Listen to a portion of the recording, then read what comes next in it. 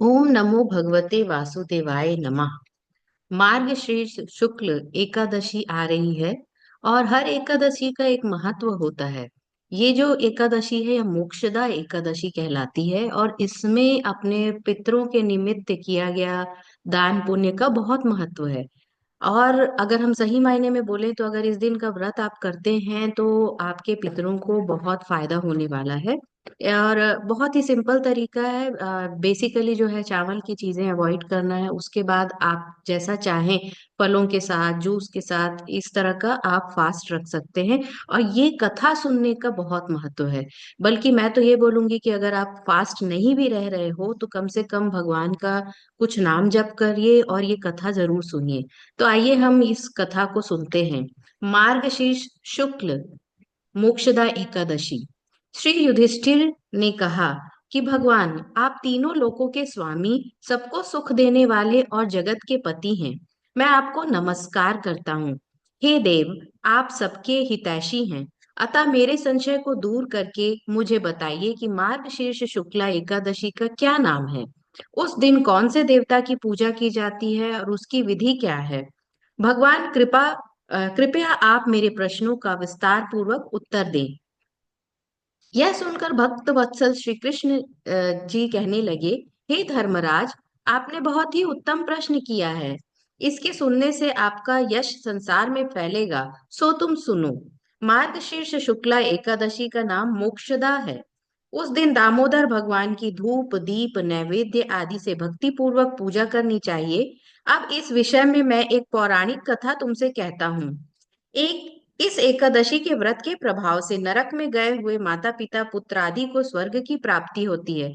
अर्थात अगर आपके वंश में कोई भी है, चाहे वो आपके अग्रज रहे हों जो पूर्वज कहलाते हैं, या तो कोई अगर ऐसे यंग व्यक्ति का भी अगर जल्दी वो इस दुनिया में नहीं रहे, तो किसी भी तरह के जो परिवार के सदस्य जो जिन्होंने यह शरीर त्याग दिया है, उनका कल्याण होगा। यह कथा आप ध्यान पूर्वक एकाग्रचित होकर सुनिए। गोकुल नाम के नगर में वैखासन नामक एक राजा राज्य करता था। उसके राज्य में चारों वेदों के ज्ञाता ब्राह्मण रहते थे। वह राजा अपनी प्रजा का पुत्रवत पालन करता था। एक समय रात्रि को सोते समय राजा ने स्वप्न में देखा कि उसका पिता नरक में पड़ा हुआ है। इससे उसे बड़ा दुख हुआ और प्रातःकाल होते ही विद्वान ब्राह्मणों के पास जाकर अपनी स्वप्न कथा कहने लगा कि मैंने अपने पिता को नरक में पड़ा देखा है और उन्होंने मुझसे कहा है, हे पुत्र, मैं नरक में पड़ा हूँ। यहाँ से तुम किसी प्रकार मेरी मुक्ति का उपाय करो। जब से उनके ये वचन मैंने सुने हैं, मेरे चित्त में बड़ी अशांति हो रही है। मुझे इस राज्य धन पुत्र स्त्री हाथी घोड़े आदि से कुछ भी सुख प्रतीत नहीं हो रहा है। अब मैं क्या करूं, कहाँ जाऊं। इस दुख के कारण मेरा सारा शरीर जल रहा है। अब आप कृपा करके कोई तप दान व्रत आदि ऐसा उपाय बताएं जिससे मेरे पिता पिता की मुक्ति हो जाए। उस पुत्र का जीवन व्यर्थ है जो अपने माता पिता का उद्धार न करा सके। एक उत्तम पुत्र जो अपने माता पिता तथा पूर्वजों का उद्धार करता है वह हजार मूर्ख पुत्रों से अच्छा होता है। जैसे एक चंद्रमा सारी जगत में प्रकाश कर देता है परंतु हजारों तारे नहीं कर पाते। राजा के ऐसे वचन सुनकर ब्राह्मण कहने लगा कि हे राजन, यहाँ समीप ही भूत भविष्य वर्तमान के ज्ञाता पर्वत ऋषि का आश्रम है। आपके प्रश्नों का उत्तर वे भली भांति दे सकते हैं। ऐसा सुनकर राजा मुनि के आश्रम पर गया। उस आश्रम में अनेकों शांत चित्त योगी और मुनि तपस्या कर रहे थे। उसी जगह चारों वेदों के ज्ञाता साक्षात ब्रह्मा के समान पर्वत मुनि बैठे थे। राजा ने वहां जाकर उनको साष्टांग प्रणाम किया। पर्वत मुनि ने राजा के से सांगोपांग कुशल पूछी। राजा ने कहा कि महाराज, आपकी कृपा से मेरे राज्य में सब कुशल है, परंतु अकस्मात एक विघ्न आ गया है जिससे मेरे चित्त में अत्यंत अशांति हो रही है। ऐसा सुनकर पर्वत मुनि ने एक क्षण के लिए अपनी आंखें बंद की और भूत भविष्य को विचारने लगे। फिर बोले कि राजन, मैंने योग बल से तुम्हारे पिता के सब कुकर्मों को जान लिया है।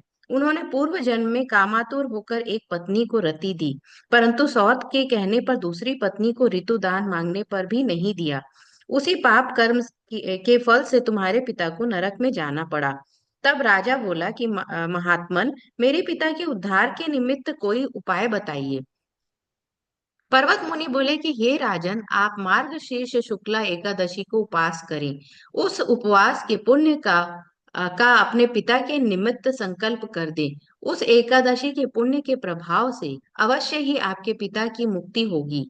मुनि के वचनों को सुनकर राजा अपने महल में आया और कुटुंब सहित इस मोक्षदा एकादशी का व्रत किया। उस उपवास के पुण्य को राजा ने अपने पिता को अर्पण कर दिया। उस पुण्य के प्रभाव से राजा के पिता को मुक्ति मिल गई और वह स्वर्ग जाते हुए अपने पुत्र से कहने लगा, हे पुत्र, तेरा कल्याण हो। यह सुनकर राजा का पिता स्वर्ग चला गया। मार्गशीर्ष मास के शुक्ल पक्ष की इस मोक्षदा एकादशी का जो व्रत करते हैं, उनके समस्त पाप नष्ट हो जाते हैं और अंत में वे स्वर्ग लोक को पाते हैं। इस व्रत में इस व्रत से बढ़कर मोक्ष देने वाला और कोई व्रत नहीं है। इस कथा को पढ़ने या सुनने से वाजपेयी यज्ञ का फल मिलता है। यह व्रत मोक्ष देने वाला तथा चिंतामणि के समान सब कामनाएं पूरी करने वाला है। इस प्रकार एकादशी महात्म का दूसरा अध्याय समाप्त हुआ। तो इस दिन फलाहार में इस दिन बिल्व पत्र का सागार लेना चाहिए। व्रत में दूध, फल, सिंघाड़े के आटे के पदार्थ ले सकते हैं। कुल मिला के आप फलाहार लेकर यह उपवास रख सकते हैं। जैसा कि सभी एकादशी का नियम है कि कुछ भी खाएं, चावल अवॉइड करें और तामसिक भोजन जैसे कि नॉनवेज वगैरह है वो तो आपको अवॉइड करना ही है। सात्विक भोजन में भी आप चावल अवॉइड कर सकते हैं अगर आप साआहार ये इस दिन को मनाना चाहते हैं। अदरवाइज आप जो है वो फल लेकर या जूस लेकर इसका उपवास कर सकते हैं। और इस दिन गीता जयंती भी है। श्रीमद् भगवत गीता इसी दिन भगवान के मुख से कुरुक्षेत्र में प्रकट हुई थी। सो इस दिन गीता जयंती भी है और गीता जी के कुछ श्लोकों का पाठ करना भी आपके लिए उत्तम है। आप चाहें तो 11 नंबर का जो पाठ है, जो पाठ 11 है, पाठ 11 जो है, अध्याय 11 जो है वो आप उसका पाठ कर सकते हैं। नहीं भी है तो आप गीता जी ओपन करके आप कुछ भी जो उसमें जो श्लोक आपको अच्छे लगते हैं ना, एक या दो श्लोक भगवान को अर्पित करते हुए पढ़ेंगे तो इसका भी बहुत पुण्य है। हम आपको इस एकादशी की बहुत बहुत शुभकामनाएं देते हैं। धन्यवाद।